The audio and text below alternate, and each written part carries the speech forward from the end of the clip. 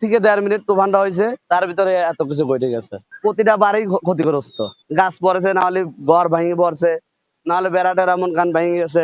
না, এরকম ঝড় আমরা দেখি নাই, এবারই প্রথম দেখতেছি। তো 30 বছর আগে দেখেছি এরকম ঝড়, এর 30 বছর পরে দেখতেছি এই দুপুরে। ক্ষয়ক্ষতি ভালো ক্ষতি হয়েছে ভাই, ক্ষয়ক্ষতি একেবারে বাড়ি ঘর তো মানুষের নাই। বজ্রপাত শুরু হওয়ার পরে কিছু সময় 15-20 মিনিট পরে এমন ভাবে আপনার ধোঁয়া উঠে আসে নদী থেকে, নদীর থেকে কালো হয়ে, তারপর ওটা আগুনে করলাম পাক পাততে পাততে মনে বেরিয়ে গেছে। প্রায় আপনার 120-30 থেকে 40টা ঘর ভেঙে গেছে, গাছপালা পড়েছে, অনেক ক্ষয়ক্ষতি হয়েছে। হঠাৎ করে ঝড় কোন থেকে উড়িয়ে মানে এমন অবস্থা, মানে যে একেবারে দেখতে ধুমো। কিছু সময় এত পরিমাণ ডাক, এত বজ্রপাত হচ্ছিল, হওয়ার পরে আমরা এই দেখতেছি দৃশ্য দেখতে দেখতে দেখতে দেখতে দেখতে ধুমো।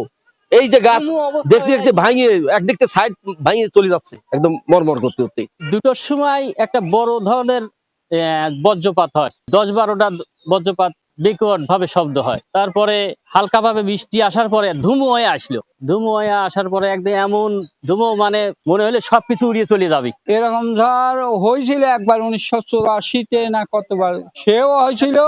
আবার এটাও তার চেয়ে কম না, কোন অংশেই কমানো, একই অবস্থা। গ্রামের অবস্থায় করুণ অবস্থায় কম বেশি সবারই হয়েছে। ভিটামিন ই ও সি সিরাম 8টি প্রাকৃতিক অয়েল সমৃদ্ধ লিলি সিরাম অয়েল, যা চুল পড়া কমায় মাত্র 30 দিনে। ক্ষতি হয়েছে, ঘরটা ভেঙে গেছে, আমার বাক্সটা ক্ষতি হয়েছে, আমার একটা টিভি ছিল এলইডি, সেটা ভেঙে পুরো হয়ে গেছে। আর ঘরে ছেলে পেলে আমার নিজেরও অনেকটা লাগেছে, ছেলে পেলে ছিল তাদেরও লাগেছে। ডাক আর ঝিলিক মারতেছিল, বুঝলেন? ঝিলিক মারার পরে মানে এইটুক নিয়ে মনে হইলো মানে পাক মারতে মারতে উপরে উঠে যাচ্ছে, এই মাথার এই গাছটা ভাঙলো। ভাঙার পরে ভয়তে আমি নাবি চলে এলাম এই ঘরে আসার পরে খারাইছি বেড়া মেরা, আমার ওই বেড়া ভাঙি নিয়ে চলে গেছে বান্ধার পর। আর এই গাছটা ভাঙিয়ে আপনার পার করে পড়িয়ে ঘরের পর পড়িও, আমি ধরেন এটা বয় মতোই খাওয়া গেলাম। তারপর দৌড়ে এসে ডাকতেছি, এরা কেউ ঠিক পাচ্ছে না। ওই মুহূর্তে আপনার এই ভিতরে যা দিয়ে 2 কেন মেশিন ভেঙে গেছে, ওয়াল মেশিনের ওয়াল টোয়াল সব ভাঙিয়ে হয়তো আমি আসতে যা আমার ডেনা মেনা টিনিতি লাগিয়ে খালি খুলে একদম ইয়া গেছে। ঘূর্ণিঝড়ের কারণে গাছপালা, ঘর বাড়ি এবং বিদ্যুতের তার অনেক ক্ষয়ক্ষতি হয়ে গেছে। অনেক বাড়িঘরদের ক্ষয়ক্ষতি আছে আপনার সুইট গেট দিয়ে, ওই গোপুগ্রাম ওই পাশে দিয়ে, আবার আমার গোরস্থান পাড়া গোপুগ্রাম এই পূর্ব সাইড দিয়ে অনেক ক্ষয়ক্ষতি হয়েছে। ক্ষয়ক্ষতি হওয়াতে অনেক মানুষ খুবই বিপদগ্রস্ত অবস্থায় আছে। যদি সরকার যদি মনে করে যে না এদের ক্ষতিগ্রস্ত হয়েছে, এদের একটু সহযোগিতা করি, আমরা তো সেই আশাবাদী। সরকার না যারা আমরা কেমন চলবো, আমরা গরিব মানুষ।